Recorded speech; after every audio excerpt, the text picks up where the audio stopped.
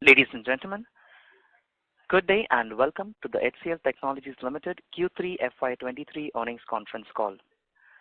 As a reminder, all participant lines will be in the listen-only mode, and there will be an opportunity for you to ask questions after the presentation concludes.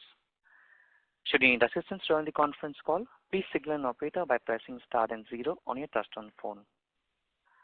I now hand the conference over to Mr. Sanjay Mendiratta, Head Investor Relations. Thank you, and over to you, sir. Thank you, Aman.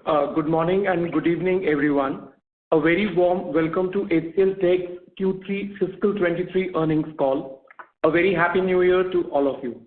We have with us Mr. C. Vijay Kumar, CEO and Managing Director, HCL Tech, Mr. Prateek Aggarwal, Chief Financial Officer, along with the broader leadership team to discuss the performance of the company during the quarter, followed by the Q&A. In the course of this call, certain statements that will be made are forward-looking, which involve a number of risks, uncertainties, assumptions, and other factors that could cause actual results to differ materially from those in such forward-looking statements. All forward-looking statements made herein are based on information presently available to the management, and the company does not undertake to update any forward-looking statement that may be made in the course of this call. In this regard, please do review the safe harbor statement in the formal investor release document and all the factors that can cause the difference. Over to you, CVK, and thank you. Thank you, Sanjay. Good evening, everyone. Thank you for joining us for HCL Tech's Q3 FY24 earnings announcement. Very happy new year to all of you from the entire HCL Tech family. Now to our results for the quarter. I'm very happy to share that we've delivered strong performance this quarter across all key metrics: revenue growth, margin expansion, booking growth, and people metrics. As you would have seen, our revenues grew 5% in constant currency sequentially and 13.1% constant currency year on year. The growth was attributed to a strong momentum in the HCL software business as well as our momentum in our services business. Our services business grew 15.4% year on year and 2.2% sequentially in constant currency. We posted an improved EBIT of 19.6%, driven by improvements in our services business and seasonal gains due to the peak performance in the software business. Overall, we're continuing to see demand on themes like IT operating model transformation, cloud adoption. Both of these are helping clients accelerate their digital transformation journey. We continue to see great potential for vendor consolidation, cost optimization, and large integrated opportunities in the near to medium term. And these opportunities have really contributed significantly to the bookings that we delivered this quarter. We also enjoy a unique position as the only IT service provider globally to be rated as a leader in all 6 Gartner IT Services Magic Quadrants.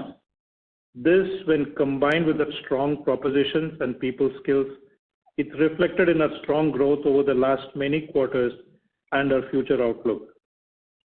This is also a big acknowledgement of the effort HCL Techies had invested over the last few years to address every need of our clients. It tells the market very clearly that HCL Tech has the 360-degree propositions to address the IT services needs of Global 2000 clients. Today, be it clients, sourcing advisors, or analysts, acknowledge what we can bring to the table as a total package for digital transformation of our clients or employee value chains, be it cloud adoption, application or data modernization, or digital engineering and digital workplace needs. This achievement is well aligned to our first of our strategic objectives, which is leadership through differentiated services and products. In terms of segmental, vertical, and geography performance, our HCL software business delivered an outstanding performance, growing 30.5% quarter-on-quarter in constant currency. HCL software business scaled up impressively this quarter and has built good momentum in new type of deals with 26 new software as a service deals. From a services perspective, our ERS business led the pack this quarter with 2.5% sequential growth in constant currency, followed by our IT and business services at 2.1% sequential growth, again in constant currency. This growth came up despite furloughs that were higher than anticipated at the start of the quarter and higher than what we saw in the previous year. HCL Software signed 7 new clients across Fortune 500, Global 500, and Global 2000 clients in the last quarter. You may be aware that more than 25% of the Global 2000 companies are HCL Software clients, and we see synergy benefits for our services business as we get more clients here. HCL Software announced a multi-year partnership with the legendary Formula One team, Scuderia Ferrari. The deal with Ferrari sees HCL Software become a strategic partner to the historic racing team with a focus on supplying high-performance precision technology. The HCL Software logo will make its debut on Scuderia Ferrari's racing cars.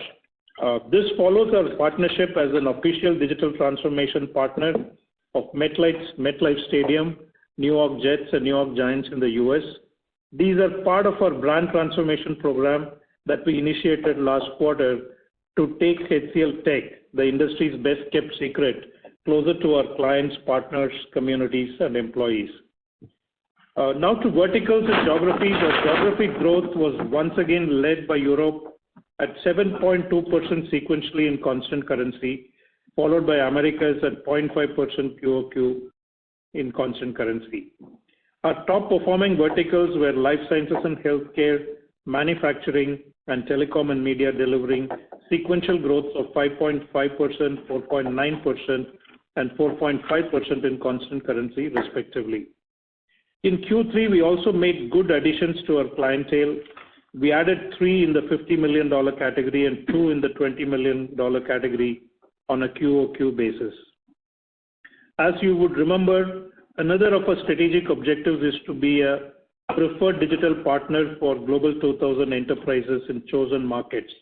In line with that, a good number of clients we've grown to the next category or new additions to our client list belong to the G2000 category. One of the highlights of the quarter is our booking performance. Our bookings increased to 10% year on year on a total contract value basis and 2% on an annual contract value basis, with 17 large deals across services and products. Among the large 7 services wins, I want to call out a few. I also want to call out that the top 3 deals that we won this quarter gave us a TCV of close to $1 billion in this quarter. A US headquartered Fortune 300 financial services firm selected HCL Tech to lead its global technology transformation program. This program includes modernization of clients' IT landscape by building and operating a hybrid cloud infrastructure platform in collaboration with AWS. We also announced the ODP Corporation deal. ODP, a leading provider of product, services, and technology solutions, selected HCL Tech as its primary IT partner. HCL Tech will manage end-to-end IT operations and enterprise-wide digital transformation to enable ODP's business strategy in its Office Depot, ODP Business Solutions, and Ware business units. We also announced a new deal, which we signed last quarter. We announced the deal today. Mattel, a leading global toy manufacturing company and owner of one of the strongest portfolios of children and family entertainment franchises in the world, selected HCL Tech to enable Mattel's future direction and product operating model, along with continued digital transformation journey. As the primary IT partner, HCL Tech will drive transformation across Mattel's global technology landscape, cutting across applications, infrastructure, and infrastructure security domains. These are some of the wins on the services side that sets us well for the future growth. On the software side of the house, we had 10 large wins, healthy mix across the portfolio, as well as some good wins on a subscription or a SaaS model. A global 50 automobile major has expanded its partnership with HCL Software to support its dealer portal and parts provisioning in North America while enabling a secure environment to guard against potential cybersecurity threats. A Fortune 200 company has selected HCL Software to provide a modern and seamless digital experience to its customers and business partners.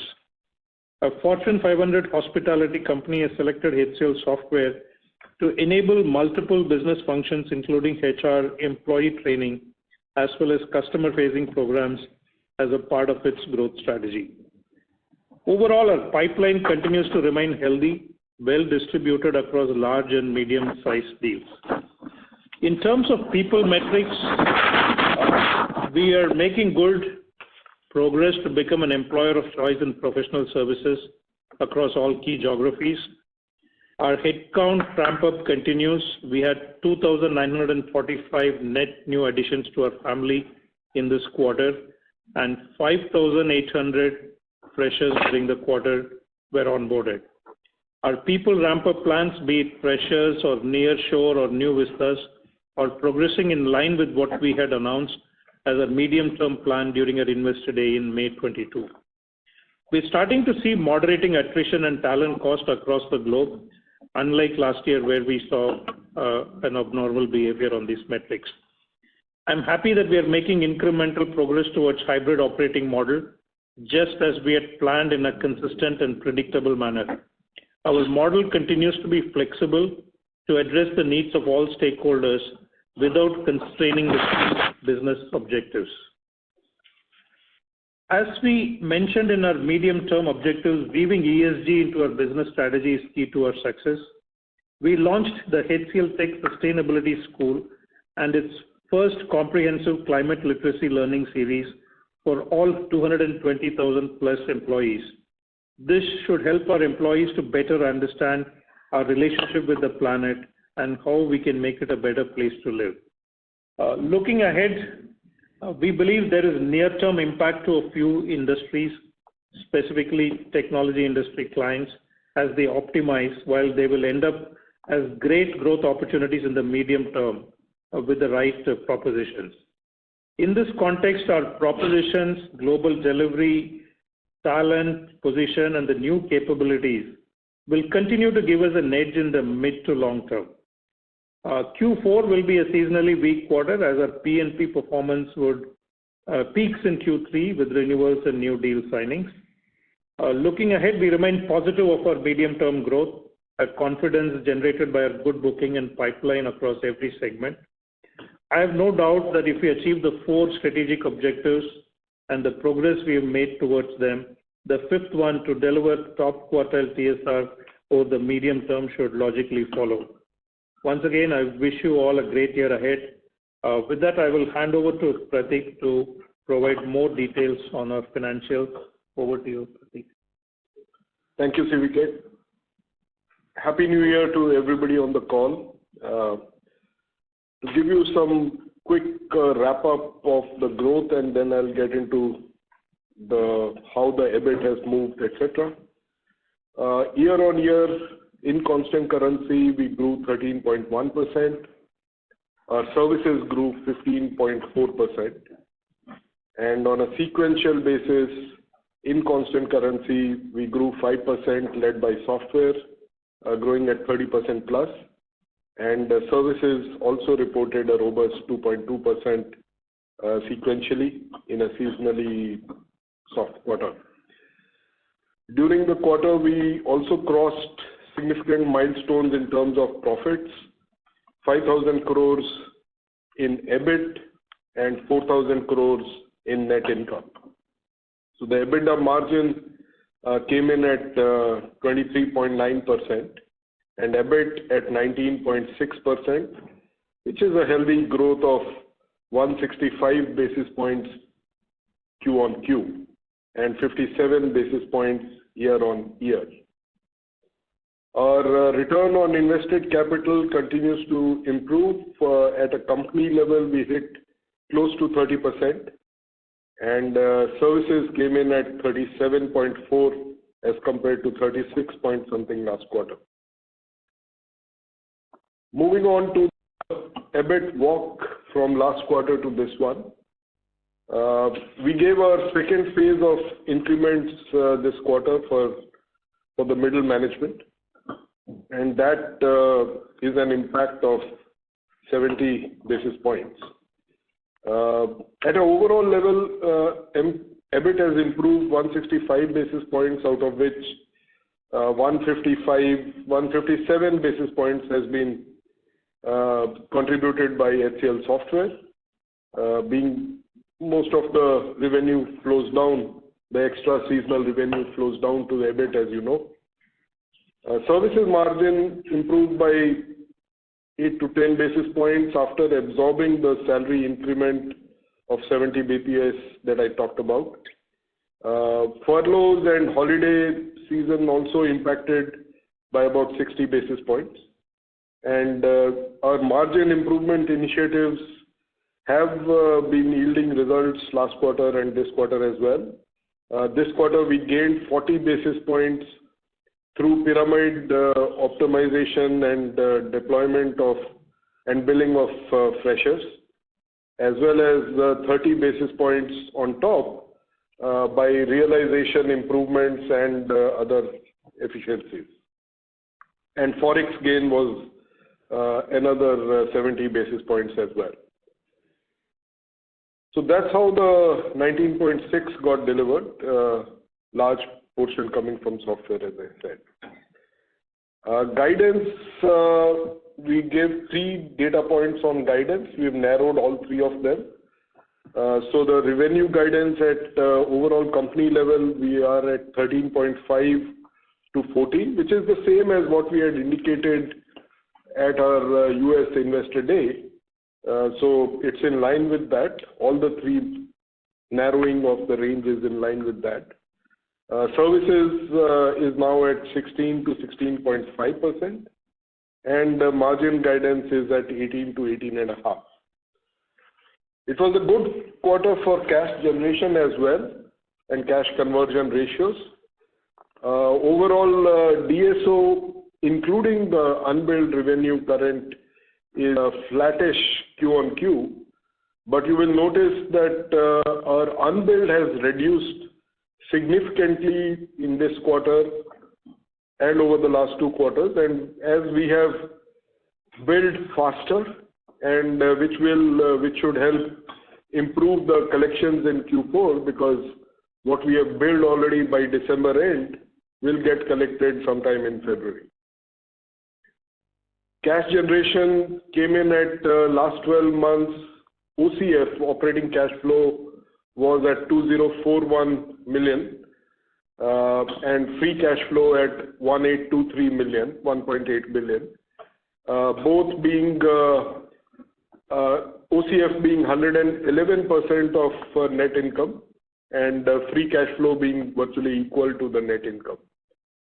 Our balance sheet remains strong with gross cash at 2.5 billion and net cash at close to 2 billion, 1.95 to be precise.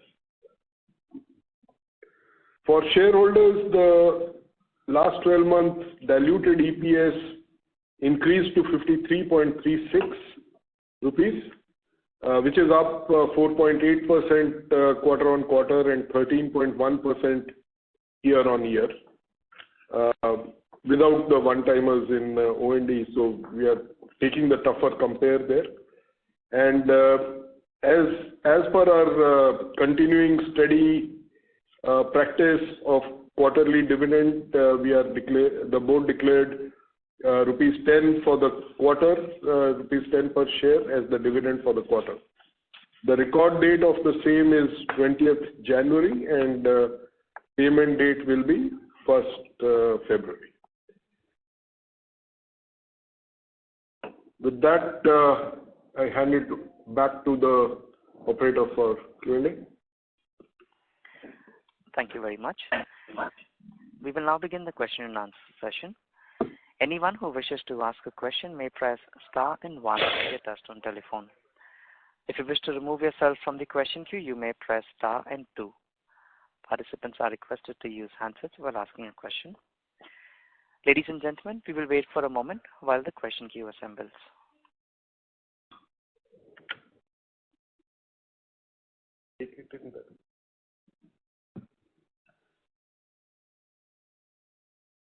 First question is from the line of Ravi Menon from Macquarie. Please go ahead. Gentlemen, congratulations. Good quarter. HCL software product growth is even stronger than what we saw last year. And I thought last year we thought that was exceptional. So are you confident that you'll now see this segment be stable to growing from here on, except for the usual strong Q3 seasonality? Yeah. So yes, we had a good growth, and our expectation is the trajectory will continue. But however, it is early days for us to really provide any concrete guidance. We've put several foundational blocks in place, and they seem to be working in the right direction. But this is not a trend yet. So we would be a little cautious before calling out a trend. We will see a few more quarters before seeing a trend. Sure. Any particularly large deals in this that we might want to be aware of? That would be difficult to repeat. Are you talking specifically to the software business? Yes. Just software. Yeah, software. We had 10 deals which we consider as large deals in software, and I think in a seasonally strong quarter, it's a little more than what we would have expected.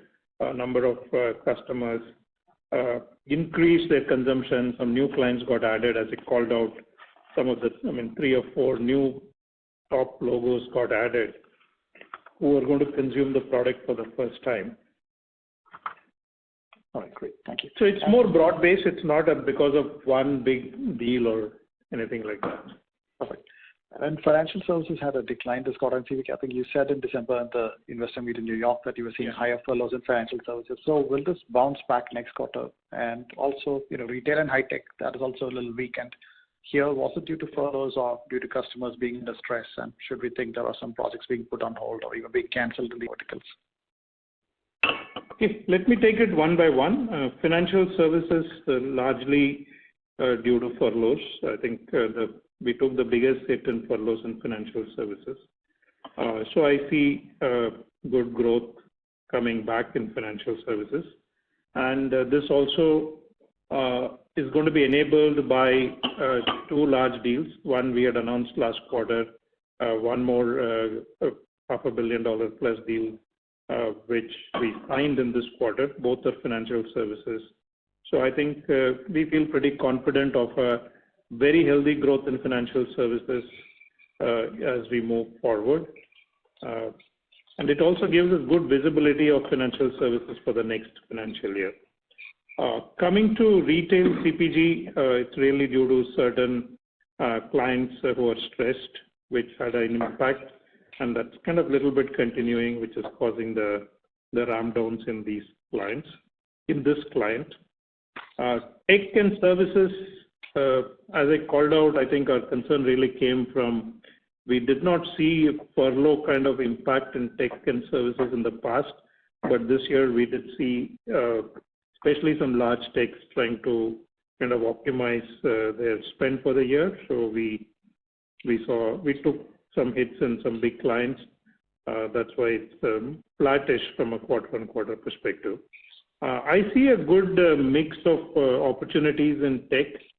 While they are being a little bit more frugal about what they're spending on, but there is also an increased propensity to offshore. In fact, a couple of large big techs which had a 50-50 ratio for on-site offshore, they're significantly moving to a much higher offshore adoption.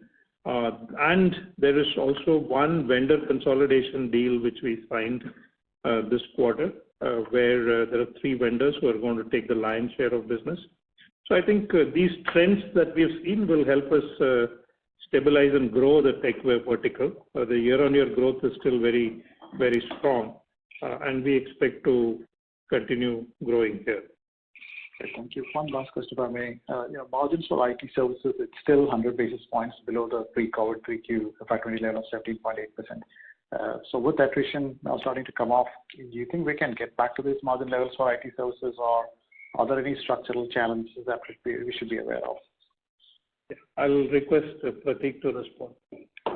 I think that that is the intent we said in our, at a company level, we said we do want to get back to the pre-COVID levels, the comfort band of 19 to 20% that we've had over a long period of time, 4-5+ years. So that is the intent and aspiration, and we are all working towards that. Thank you, Dr. Best luck. This quarter, while the services margin is only 10 basis points up, but we have taken the impact of salary increases, as Prateek called out earlier. We've taken an impact due to the furloughs. And so then then Forex has benefited, but still I think on both pressure adoption and all the operational improvements, we've got a 60-70 basis points kind of a benefit. 70 basis points benefit. So services margins are improving, and we will continue to see that kind of a trajectory as we move forward. Thank you, gentlemen. Best of luck. Thank you. Thank you. Thank you. Before we take the next question, I'd like to remind the participant to limit a question to one per participant. If time permits, you may join the queue for any follow-ups. Thank you. The next question is on the line of Gaurav Rateria from Morgan Stanley. Please go ahead. Hi, congrats on good execution. So 2 questions. Firstly, what's been happening on the top 10, top 20 accounts? If I look at that as percentage of revenues, it's declined not just in this quarter, but actually for last several quarters. So any particular phenomena that is going on the top 10, top 20 clients? Yeah. So there's a technical reason. I think it's largely because some of the revenue which was getting accounted under IBM due to the revenue which was coming through the transfer of contracts, that has now come into our books. So basically, there's one continuing factor which keeps reducing. That's one. And Forex is also another reason. I think these are the 2, I think. Otherwise, there are normal client movements up and down, but quite healthy growth. In fact, we see our top client categories grow very well. If you see that, I think top 20 has grown faster than the company services growth rate. Got it. Secondly, how is your portfolio growth skewed towards Europe, both in terms of your order booking as well as in terms of your pipeline? Just trying to understand that the concerns on macro actually is more weight towards Europe. So if macro were to deteriorate, how much of risk that may be from your orders or the pipeline perspective? So I think we did not say that our booking is skewed towards Europe. Our booking is a lot more skewed towards US, North America. So that's one. Now the second aspect is Europe had a pretty strong growth this quarter, followed by a previous quarter which was also good. This is really coming from execution of one deal which we had won some time back, and that too in the telecom vertical. So that is one reason. And there were also some projects where we had certain assets that were involved. So some of the supply chain easing, so they were planned to be delivered this quarter. So these 2 elements helped almost a significant increase in the telecom business in Europe, and that caused this big uptick. But you will see that our overall telecom business has not it's not showing the same type of growth because we had some significant reductions in one large telecom account, which kind of neutralized that. So now, in terms of macros, our booking has been very strong in the US in the last 2 quarters. And as I had mentioned earlier, the decision-making delays are visible in Europe. So that should kind of maybe moderate Europe for some time. However, the pipeline in Europe is still very good. Some of the deals which have been delayed for some time, we expect conversions in this quarter or even early next quarter. So I think we will see Q2, Q3 next year, we will see a continued traction. there may be a little softness in the interim. Got it. Last question, CVK, on the bookings front. You last time gave outlook that you expect very good bookings in December quarter, and that's how it translated into any kind of a visibility that you might be able to provide for March quarter bookings, if possible. Thank you.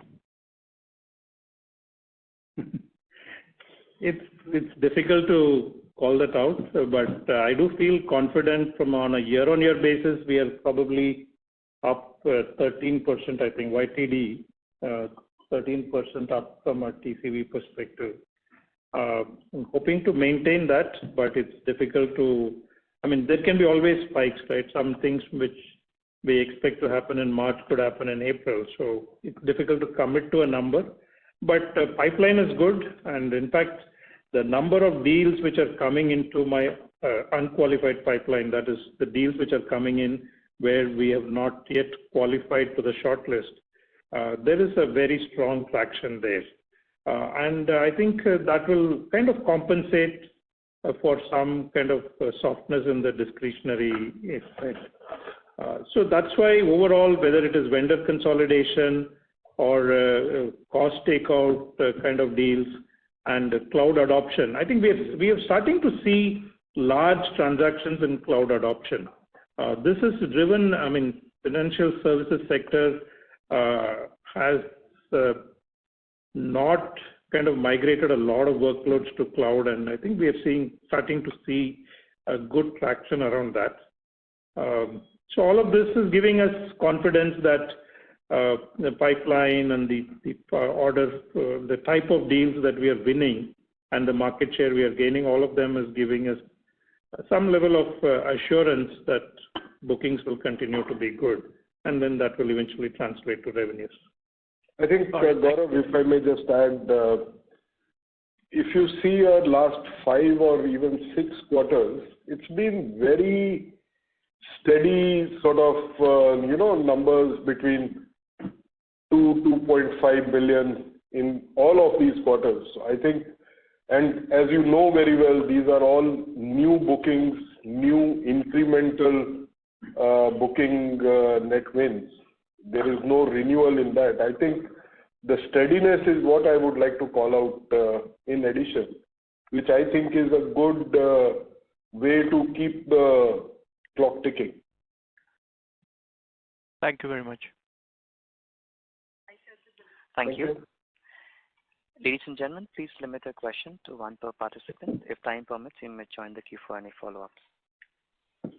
The next question is from the line of Manik Taneja from Axis Capital. Please go ahead. Hi, thank you for the opportunity. Prateek, I just wanted to pick your brains around the aspiration to get back to that 19 to 20% EBIT margins that you suggested during the US Analyst Day. If you could help us understand how are you seeing the situation evolve from a wage hike standpoint going into next year, and if you could also call out the different levers that you think will play to your advantage in terms of that margin improvement over the foreseeable future. Manik, there are 2 buckets I would delve into. One is the bigger things which are sort of translating into revenue and EBITs every quarter, bit by bit, including this quarter and the previous quarter. And then there is a long list of all the other metrics, right? So the first one is, our constant hiring of, if you take the last 12 months, we are at around 30,000. Those freshers coming in at a steady clip, not bunched up in 1 quarter, for example, and they being trained and deployed on projects and start to bill. And the time to bill improvements that we have been making progressively is the first lever. And it is basically, quarter after quarter, year after year, as we keep building that layers, it is a layered strategy, if you like, and that really forms the bedrock, the bottom of the pyramid over 3-4 years, and that is what we have been doing, and that is starting to pay off. The second one is obviously utilization of not only the freshers, but also the laterals that we have, our entire workforce really, right? And that utilization came under stress due to multiple reasons. One is the supply chain tightness. The second is the very heightened attrition, because when you have that much of attrition, you are forced to keep a few extra people to backfill that, right? So as our attrition is moderating, quarterly annualized attrition is significantly come down over the last 2 quarters actually. Last 12 months doesn't show that, to be honest, but in QAA terms, quarterly annualized attrition, that has come down quite a bit. And that gives us the levers to reduce the unbilled people on the projects and so on and so forth. So utilization, to my mind, is one of our biggest levers continuing. And then, of course, all the offshoring of the work, nearshoring of the work, and improvements in the new nearshore locations that have started expanding, and we are optimizing them. All those things will play into it. And I mean, whatever you may say about the environment, but we continue to see improvement in our billing realizations as well. So last quarter was a 1%. This quarter it's that 30 bips that I called out. Those are continuing, and as more and more deals of the last 12 months become more percentage of the total, that will keep on improving, I believe. So those 3-4 things are the biggest levers, and then there is all the rest of it, which includes automation and all the optimizations that we do, which obviously need to take care first of the salary increment and then deliver higher EBIT and all the other metrics thereafter. Sure. Appreciate the detailed response. And one last clarification question with regards to the typical seasonality that we see around the services business between third quarter and fourth quarter. Typically, fourth quarter tends to be higher in terms of sequential growth.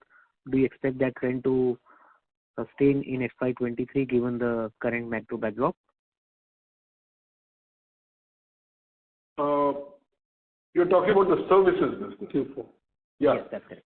So yeah, I mean, there is some bit of catch up that a lot of the teams do during the last quarter. So it does tend to be a little this thing, but that is all baked into the guidance that we've given. So 16 to 16.5 kind of captures that quite adequately. Sure. Thank you and all the best for the future. Thank you. Thank you. Next question is from the line of Sandeep Shah from Equirus Securities. Please go ahead.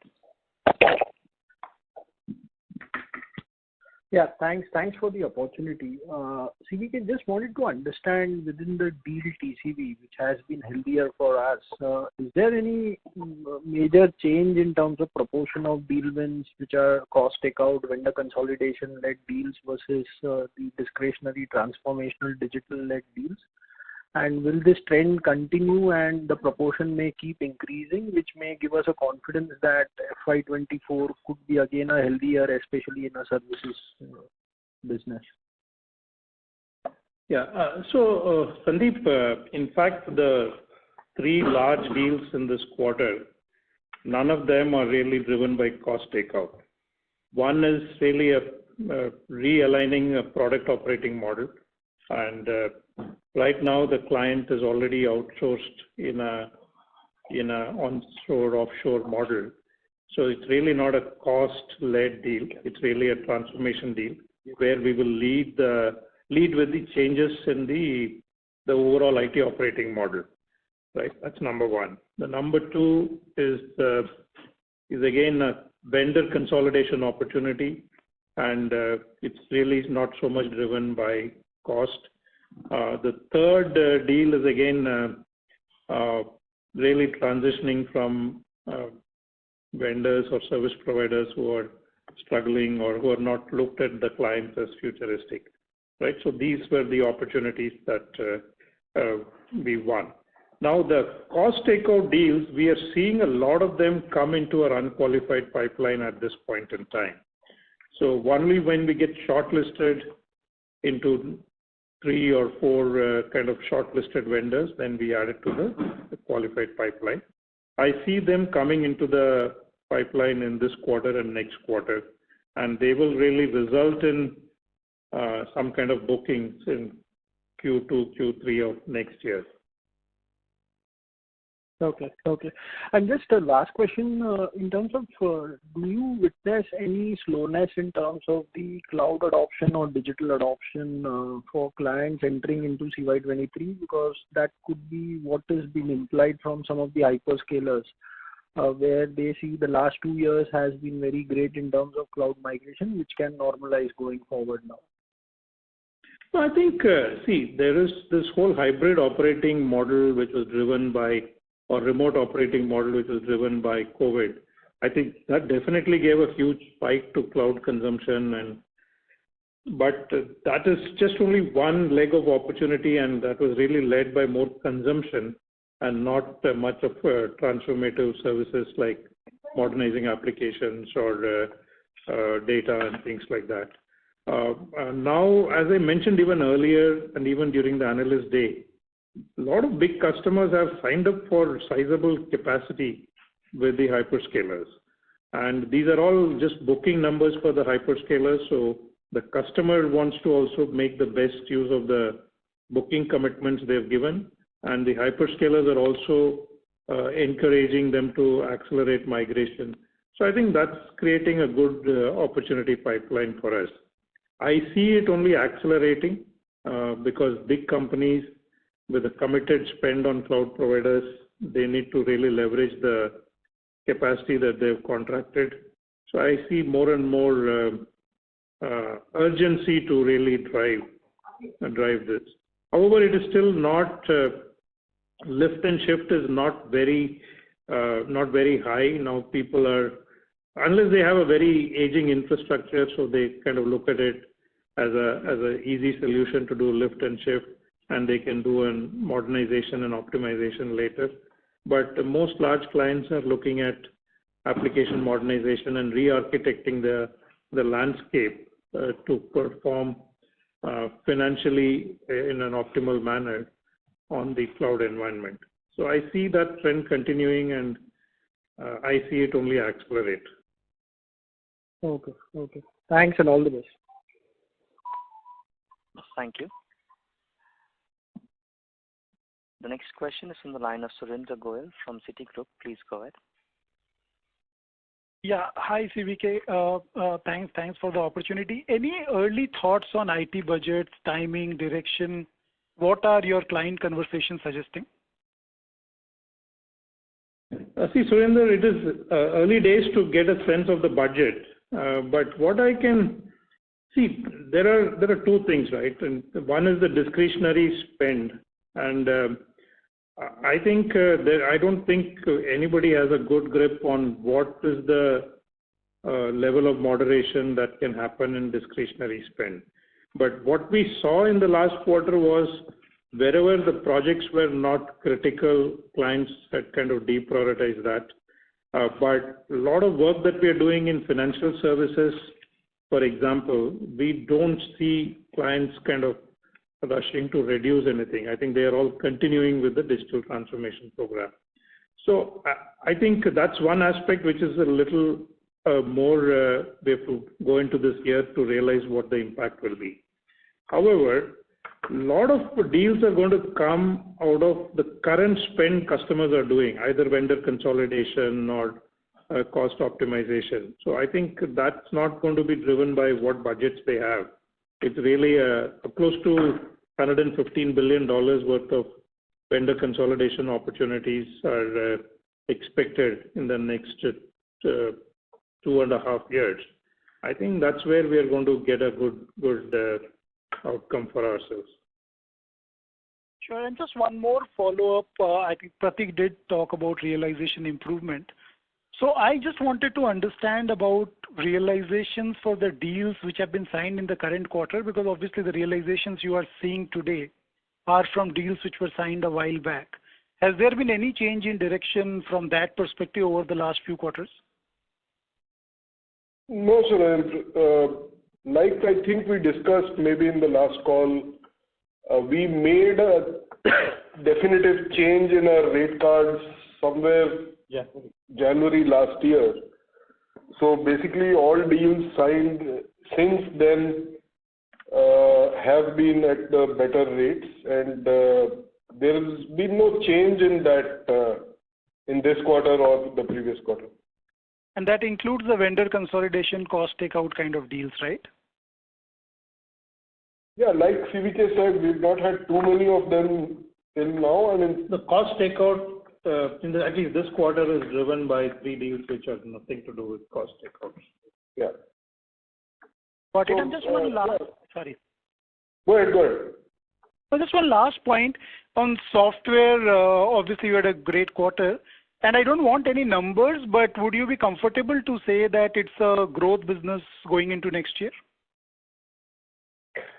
So, Surendra, as I said, 2 data points really does not constitute a trend. We'll have to wait for some more data points before we make that conclusion.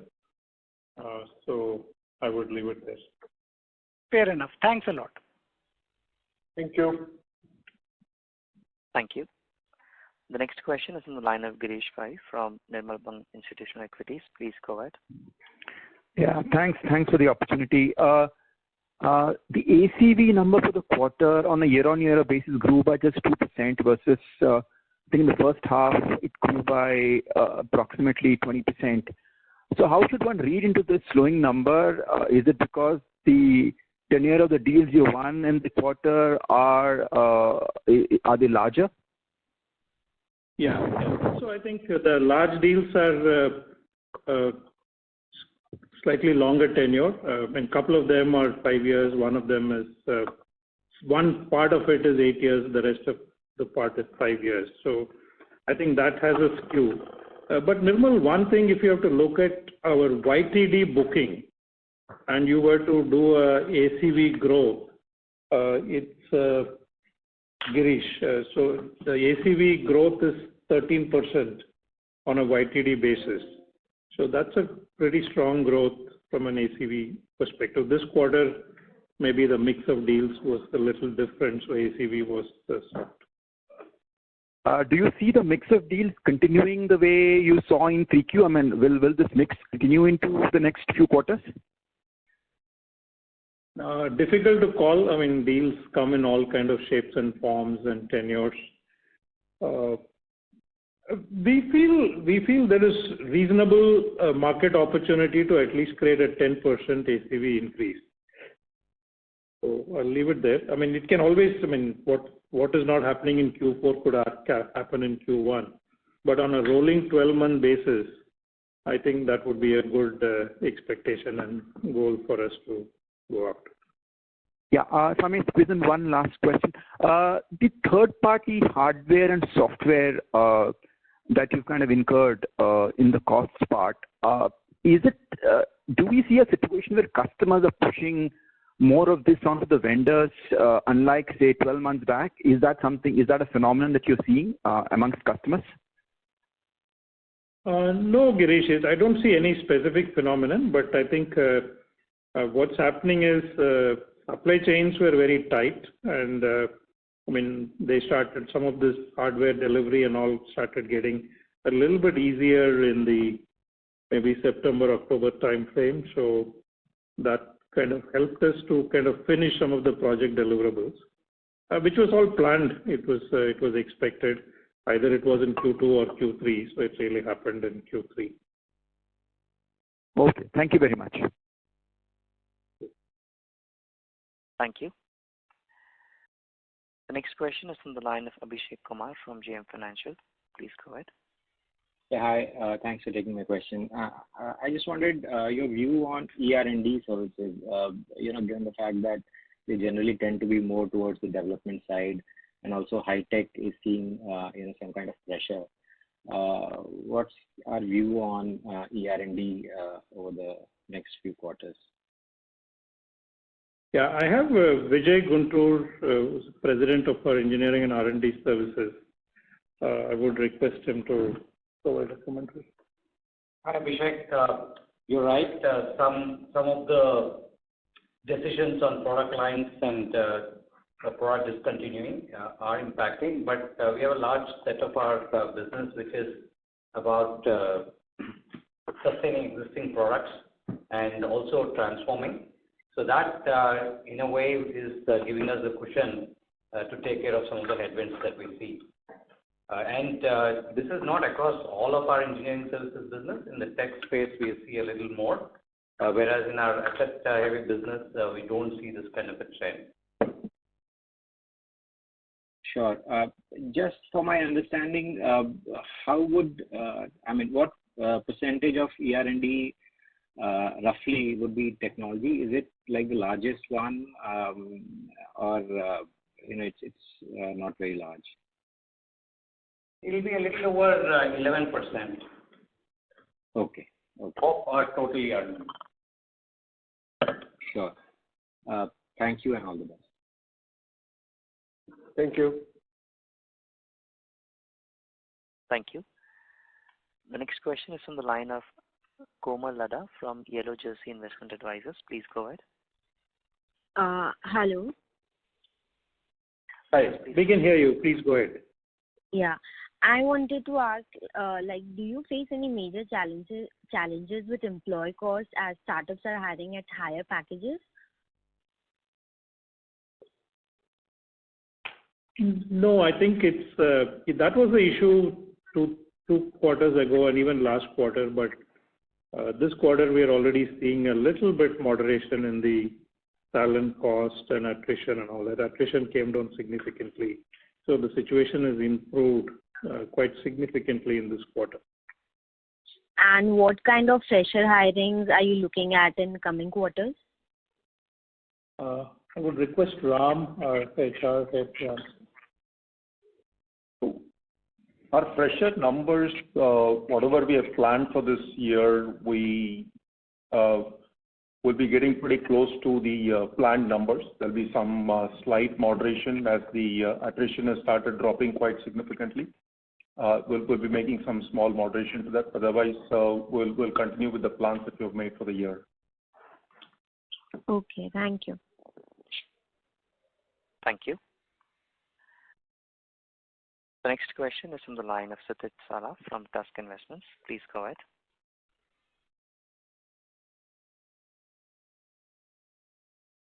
Yeah. Hi, thank you for taking my question. Wanted to know on the ACV for the software wins. So could you shed some light on the size of the deals with Ferrari and any indication you'd like to give there on general size, tenure for the new deals you're winning? We don't give deal-specific numbers on both the services and software business. Wherever we could call out where permissions, we've already given an indication. But usually the software ticket sizes are small. It could be anywhere from 100K to maybe $10 million kind of ticket sizes. That's what we typically see.